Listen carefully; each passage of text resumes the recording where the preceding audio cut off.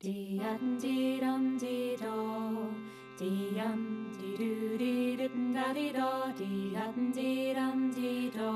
welcome to episode 27 of the Little Home Podcast. My name is Bex. I'm coming to you from just outside of Melbourne in Australia.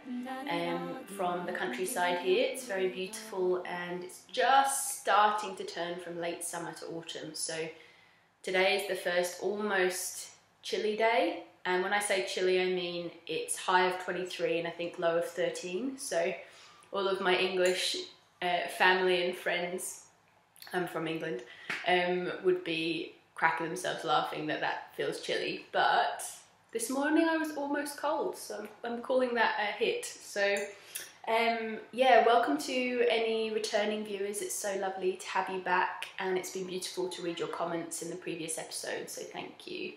And for any new viewers, welcome. It's lovely to have you here. I hope you've got some knitting or some crochet or something to keep your hands busy and a nice warm beverage while you chat with me today. So I've got quite a lot of projects to share with you, but first I'll show you what I'm wearing. So this is, I think, my third Willow tank, which is a pattern by Grainline Studios. I'm just wearing it with leggings today, but it's a really, really beautiful pattern. Very A-line, it doesn't show any waist shaping at all. It just kind of hangs from the bust. But it's a really beautiful pattern. It looks really nice with quite tight jeans or leggings or whatever you feel comfortable wearing. It's not a pattern that I would say kind of scrunches up well into high-waisted jeans. So I'm in the process of designing a linen pattern, but just a simple tank that I can do with that. Just because it has this really beautiful wide hem, which is like a triple layer of fabric, which means it just hangs really nice. So for anyone who doesn't feel comfortable with showing their belly, which, you know, is all of us sometimes, I really enjoy wearing this tank. It's really nice. So that's the Willow tank. It's patterned by Grainline Studios. I sewed this one, which is actually my favourite one, out of some really beautiful Japanese cotton linen blend that I picked up from a beautiful shop in Melbourne city centre called Kimono House, where they import Japanese kind of homewares and fabric and notions. It's really lovely. Dangerous, very dangerous. For anyone in Melbourne, Kimono House is in the, I think it's the Nicholson building on Swanston Street, and they've got some amazing shops in there. If you're ever visiting Melbourne, it's a really nice kind of textile-y place to go. It's, what has it got? It's got, I think, there's a button place and a beading place, Maria's Beads, I think, and there's also Lucello's, which is a gorgeous haberdashery on the top floor, and then Kimono House, so it's pretty dangerous. Today I am drinking out of my beautiful handmade mug. It's gorgeous, I love this one. I've had it for a little over a year now. I picked it up in Wales when I was visiting my dad I think the last time I was in England. I love it. It's a really beautiful kind of golden mustard colour, and it's got some gorgeous dark greens and reds. Some of my favourite colours. And I'm just drinking a decaf soy latte, and it's really yummy. I managed to find some Swiss water method decaf organic as well, and if you're a coffee drinker and you can't handle the caffeine, really try and get Swiss water method if you can. Other forms of decaffeination involve a lot of processing and chemicals, so if that's something that you worry about, which I do, then definitely try and pick up Swiss water method if you can. This one's really yummy. It's not as nice as like a freshly brewed, like ground coffee, but it's yummy. So I'm just having that with soy milk. Very yummy indeed. And we'll start with finished objects. So I've got two finished objects to share with you today. Well, kind of 2.5, I guess. I always think of socks as two finished objects for some reason. But the first one, I'll start with the socks now that I've given the game away.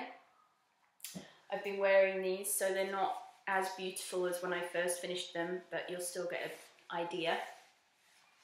These are the simple Skype socks pattern. It's a really beautiful kind of textured rib. I've never seen this pattern before, but I fell in love with it. It's a very simple design. It just has this like almost twisted stitch that happens in the middle of the rib. And they fit beautifully. This was my first, I'll have to write down the designer's name here, I can't remember.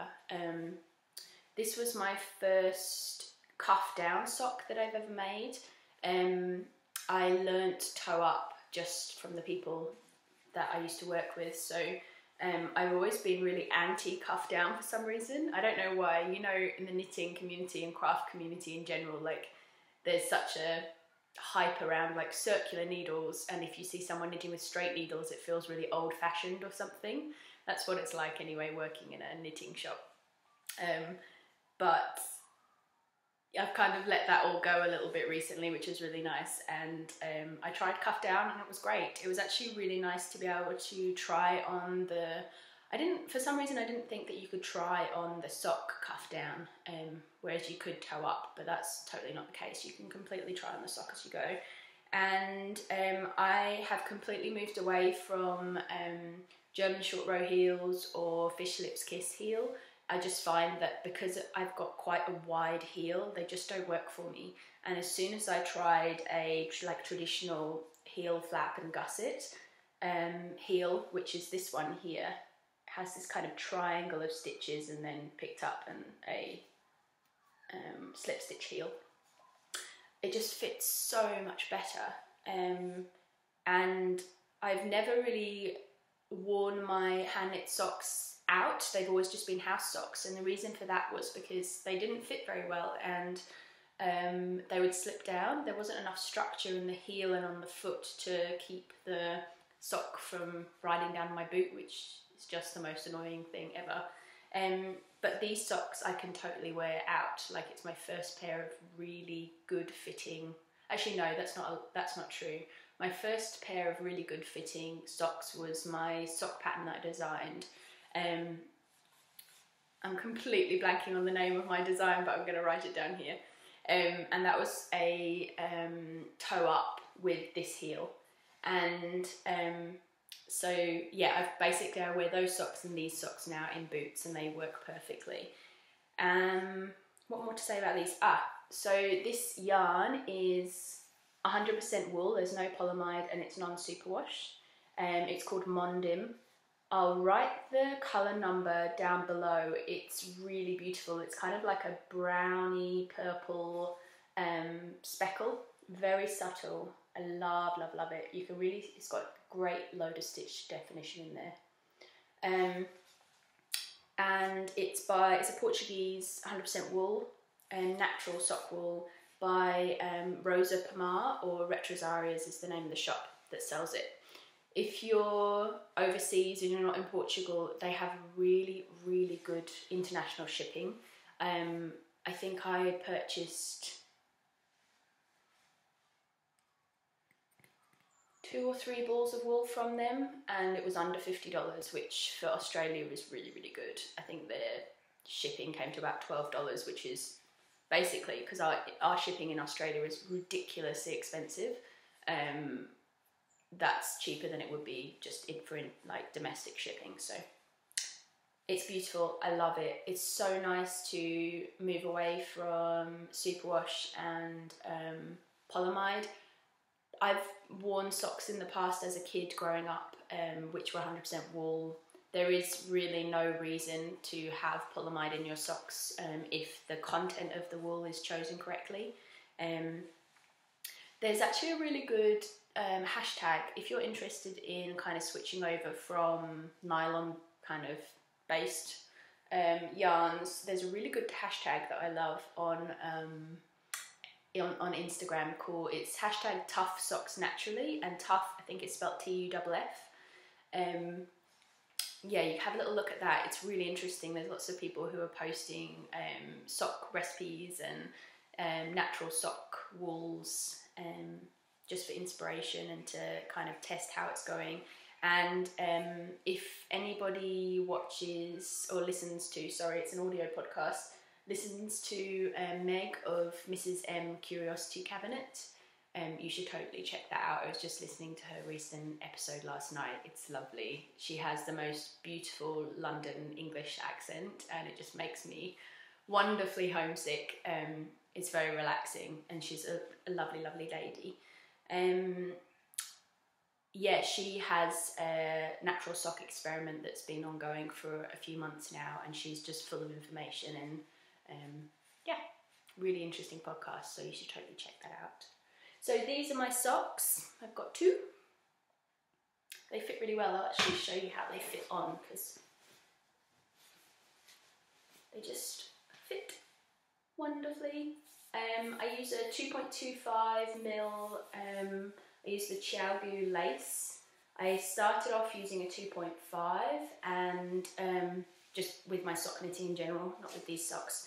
And I found that I needed a tighter tension, and these just work beautifully. So I found that a 64 stitch, well 60 or a 64 stitch sock, 64 if it's rib, with a 2.25 works really well for me. Whew, breathe. So these are my simple Skype socks, and I'm really, really happy with this pattern. They were really enjoyable to knit. This yarn is beautiful. Actually, if anyone has any tips,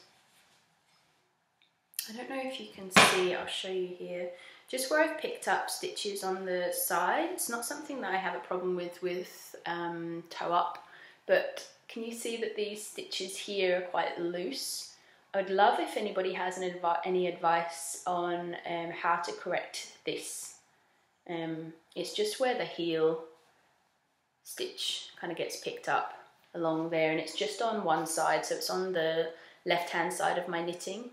But yeah, you can see that it's kind of pulling those stitches that I've picked up. So any advice on that? I could tell that that would at some point be a weak point, so I'd love to hear any info if you know how to sort that one out.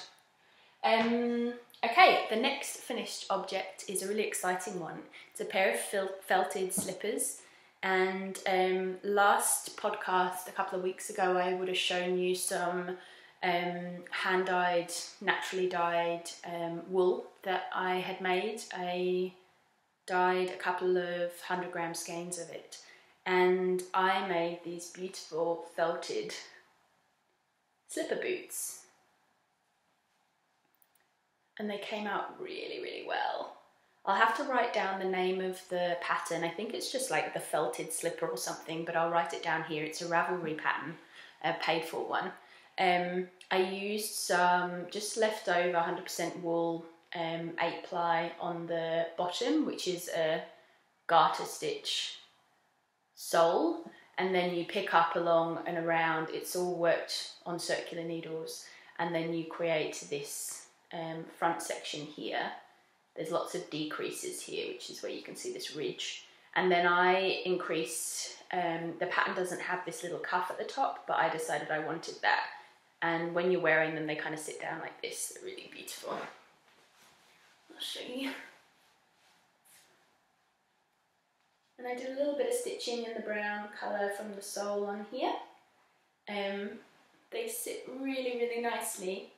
I had to put these through maybe 3 or 4 washes just because our washing machine doesn't get too hot. I'm actually going to wear them. But yeah, they came out so wonderfully. And this is the avocado dye that I dyed up that you saw last week. And it's really interesting. It kind of makes sense, I guess, but it seems like the colour darkened. And I think what it is more just a trick of the light, that it's just condensed and it's more of a block colour. But it's really, really gorgeous.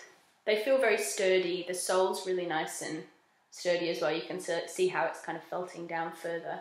And I will at some point probably find some recycled leather and put a leather patch on the bottom, or rubber or something like that. But yeah, these are my felted slippers. I'm so happy with these. They're going to be amazing in winter. We have all wooden floors in the family home, and it gets really cold. We don't have central heating or anything. We just have wood fires, which is amazing, but it means that you have to rug up in winter. So yeah, really happy with these. It's the first time I've intentionally felted knitting. I'll pop it on.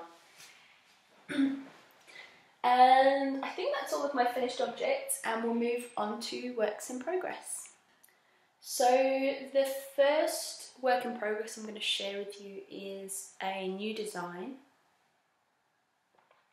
If all works out pretty well, this is going to be my first garment design.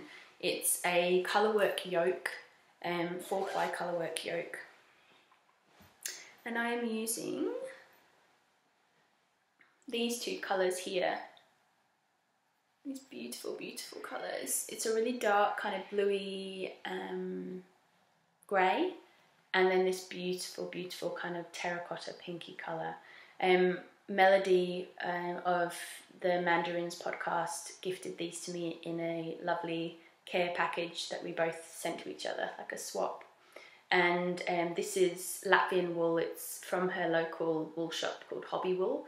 It's really beautiful. It's very rustic, but having blocked the different gauge swatches that I have been making, these are just kind of ripped out gauge swatches. It just blooms beautifully when it's been blocked, so I'm very excited with this project. I'll show you. I haven't worked on this for about a week, so I've just kind of started on it. I've been really excited with other projects, but this is the cuff here. It's just a 1x1 twisted rib, and then I'm just starting on the main body. It's really glorious. You can see how rustic it is. It's got this kind of tweedy effect, and it feels very kind of straw-like almost when you're knitting with it, but as soon as you block it, it just softens up and opens up. It's beautiful. The 4-ply in this colour here, the terracotta pink, is a fair bit thinner than the grey at parts. It's quite kind of rustic and kind of farmyardy, kind of goes a bit thick and thin, but it's just beautiful. I love these colours together. So yep, that's where I've got to so far. The design is going to be a colourwork yoke section here with contrasting cuffs and sleeves, 3/4 length sleeves, and quite a cropped length. So I'm really happy with that. This is what the yarn looks like. Just here, Hobby Wool. It's really beautiful. I love it. So I've got 3 skeins of this one here, and there's 350 meters per 100 grams, so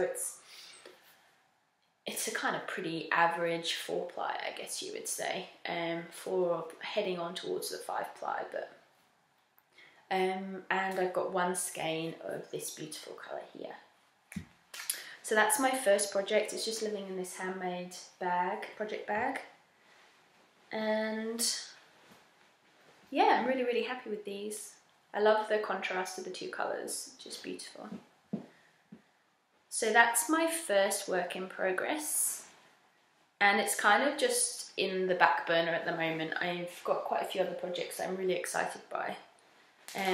I'll show you the other one that I've just done a little bit on. This is my, where are we? I've just got my needles tucked in here. This is my Cosiest Memories blanket. I'll just show you quickly some squares that I've added on.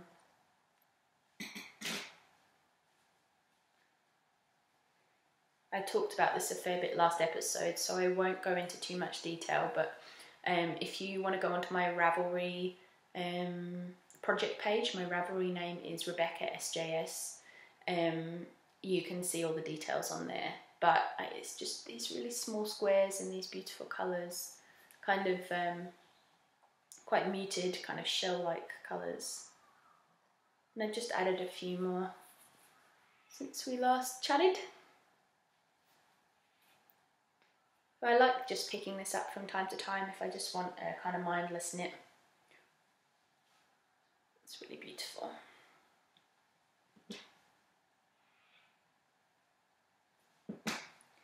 Now the next project that I'm working on is a super big one. You would have, if you follow me on Instagram, my knitting and kind of daily life Instagram is at Bex_in real life. I'll write it down here. And you can follow along with my tiny house adventures and other ethical living kind of posts on thelittlehome.oz. So I have been working pretty devoutly on my Humulus sweater. I've completely blanked on the designer for this. I'll write all the information down here. I'm not using project notes, if you can tell. This is becoming an absolute beast, but it's so close to being done. I realised that I had enough wool to make this into a jumper dress, which is perfect because I can just wear it with tights in the winter, which will be amazing. This is the Humulus sweater. I'm using Bahram U wool, Dovestone DK, and that's the kind of aubergine purple colour here. You can see it just there, it's really gorgeous, gorgeous yarn. So this is my last skein. Dovestone DK, Bahram U, so it's an 8-ply. It's 100% British, spun and dyed in Yorkshire. It's a blend of 50% Blueface Leicester, 25% Wensleydale long wool and 25% dark brown Masham. I had 5 skeins and there's 230 metres on each, which is why I can get a jumper dress out of it. I'm using 4mm needles. I've got my higher just regulars interchangeable set. I like these, but having got one pair of the Chalgoos in the lace, I am in love with that cable. And these ones have a tendency of, like, the plastic has a huge amount of memory. Can you see how it has that dip here? It just means that you really kind of have to tug sometimes to get over that corner. It's the same with the Knit Pro Novas, which I have as well. I've got a ton of Knit Pro Novas and a ton of hires. And I'm thinking at some point what I'll do is I'll do a de-stash and put the money from my other needles towards a interchangeable set of Chalgoo lace. I think that's what I'll do. Tools are very important, don't you know? So that's the needles that I'm using. I'm using 4mm. I have made a ton of progress on this, and it's just gorgeous. I love it. The grey contrast is Cascade 220. I'm not sure, they just have colour numbers, I think. It's just a light grey. And I did a little bit of just colour work on the cuff because I'm a bit matchy and I like that. So it kind of mirrors this here.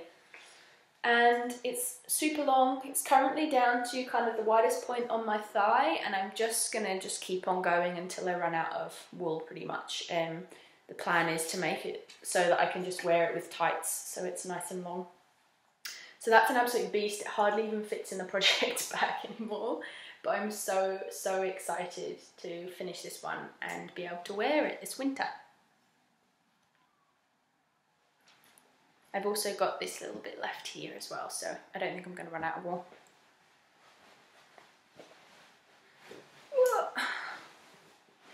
Okay, see what I mean? It's stuffed in there. If you get a chance to use some Bahram U wool, I really recommend it. The blend is just beautiful. It's rustic, but it's really soft. Like I will be just wearing this maybe with a tank top underneath, and it's very warm, but it's very drapey, and I can tell it's just going to bloom as well when it's been blocked. But it's gorgeous, and this colour is Gothland. Or Gothland, Goathland.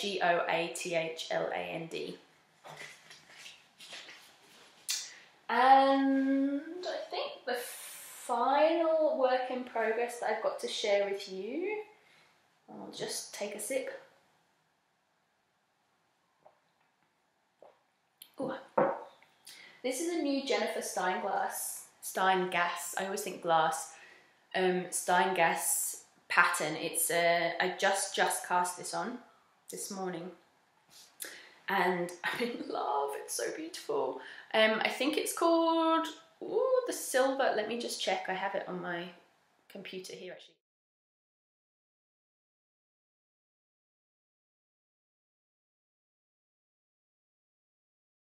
It's the Silver Forest Sweater by Jennifer Steingass.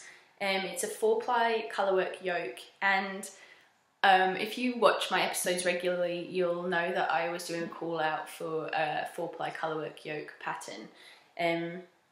And yeah, this one, I found it on Ravelry and it's just heavenly. I think I saw it on Instagram when it was, maybe she was doing a call out for test knitters or something, I can't remember, and I took a screenshot of it and I was actually going through my phone and deleting loads of pictures, and I saw it and I was like, and then I saw that it had just been released, so I'm very, very excited. I'm using, I'll show you what I've got to so far. It's a really interesting construction actually. I won't give too much away because it's a paid for pattern, but you start off with a, what's the word? Provisional. You start off with a provisional cast on, just below the yoke here, and then you knit up to do the yoke, and then cast off the neckline, and then you pick up that provisional and work down. And I'm not 100% why she does that, but I'm doing it. I think the reason might be so that you can be, the piece is fully adjustable. You can adjust the neckline, you can adjust the arms and the ribbing on the bottom, the hem. Yeah, so I'm doing that. She, I think she calls for 1 main colour and 3 contrasting colours. I'm actually just doing 1 main colour and 2 contrasting colours. And this is how much I've got to so far. I'm so in love. It's so beautiful. So the main, let me find my bag. It's just living in my handmade linen scraps project bag. So this is the main colour. It's a really beautiful pinky neutral. It's an ethical merino which I purchased from my friend Emily's shop, Maker, which is on Lygon Street in Brunswick in Melbourne.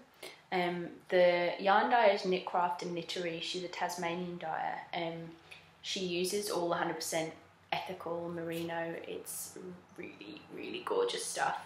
There's 400 meters on here. It's non-superwash. It's 100% sustainable Australian merino wool, and the color is Hazelnut Gelato, and it's this beautiful. She's got some gorgeous, gorgeous colors. Like, I think all of her colors I would use.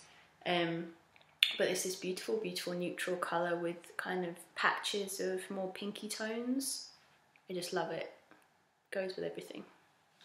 So I've got 3 skeins of this. So that's 1,200 meters, and that's my main color. And then my contrasting colors are, wind this up. This is some leftover homespun house in her yak base. She actually gifted this to me a couple of years ago. It's beautiful. It's this really gorgeous black, grey, subtle, tonal. Really, really beautiful. I'm not sure if it has a colour or if it's just a random skein or what. It's really gorgeous though. And it goes beautifully with the main colour. The kind of silvery patches really pick up the pinky beige. And then finally, my 3rd contrasting colour is this here, which is West Yorkshire Spinners in their kind of, I think it's signature 4-ply, and it's the cinnamon stick colourway, which is this gorgeous beigey pinky colour, and I just love how they all go together. So that's how it looks so far. I think there's plenty of contrast. So the difference between what I'm doing and what the pattern suggests is that Jennifer has designed it so that this is the outer contrasting colour, and then there's a floral section here which is in another different kind of grey tone, and I'm just going to use this black tone within the colour as well. but yeah, I'm so happy with it. So the plan for this garment is it's very much fitting into a space that I have in my handmade wardrobe. I wear a lot of kind of gathered at the waist linen dresses and like cotton dresses and things like that. And I really want to have a jumper which is kind of cropped, relatively loose fitting, 3/4 length sleeve that I can wear over the top of those dresses and also under the top of dungarees and things like that. So that's what I'm going to be working on upcoming. I love it. It's so beautiful. And I feel like just the whole project goes so nicely together. So yeah. Gorgeous. I think, is that everything? That's all of my finished objects and works in progress. I won't try and put that back in the bag. It's all stuffed in there. I've also got one acquisition to share with you. So I received a parcel in the mail I ordered a few weeks ago now, and it's this beautiful wool here. I got 3 skeins of it. It's Beiroa. It's from Rosa, Pomar, Retrosaria, from Portugal, and it's quickly becoming one of my favourite online wool shops to buy from. It's gorgeous. This is colour number 536. I think it's called High Tea or something tea, iced tea, something like that. It's this really beautiful muted beigey pink. Can you see the colour scheme going on here? Beigey pink. With brown. It's very, very rustic. There's a lot of like vegetation still in here.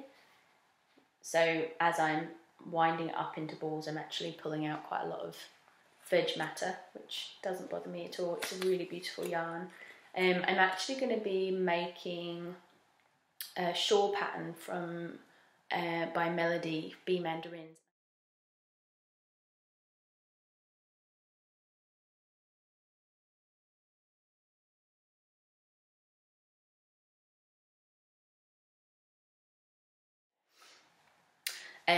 It's made out of, Melody's pattern is actually designed with this wool. She used their natural colours, and I'm just going with this like lightly dyed kind of pinky tone. I think it's going to look beautiful.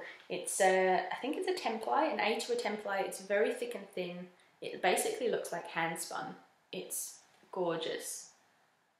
Very rustic. It's probably one of the most rustic wools I've ever used. So it says, this yarn was manufactured in Portugal from the lustrous wool of the Bordeleira Serra da Estrela sheep. And it's 100 grams, 250 meters. So I've got 750 meters of this to make a nice big shawl for snuggling up in. I'm very excited to start that. So that's going to be a project that I start soon. And I think that's everything I've got to share with you guys this week. It's been a little bit of a shorter episode, but it's nice to have some podcasts which are shorter and some which are longer.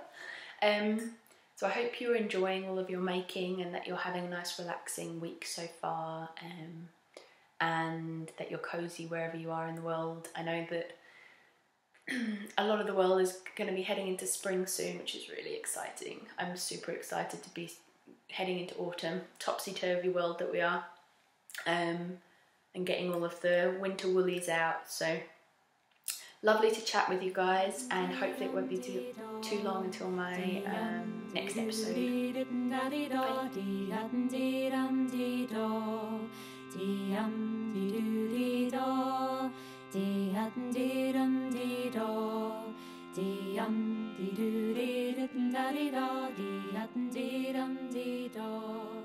Bye.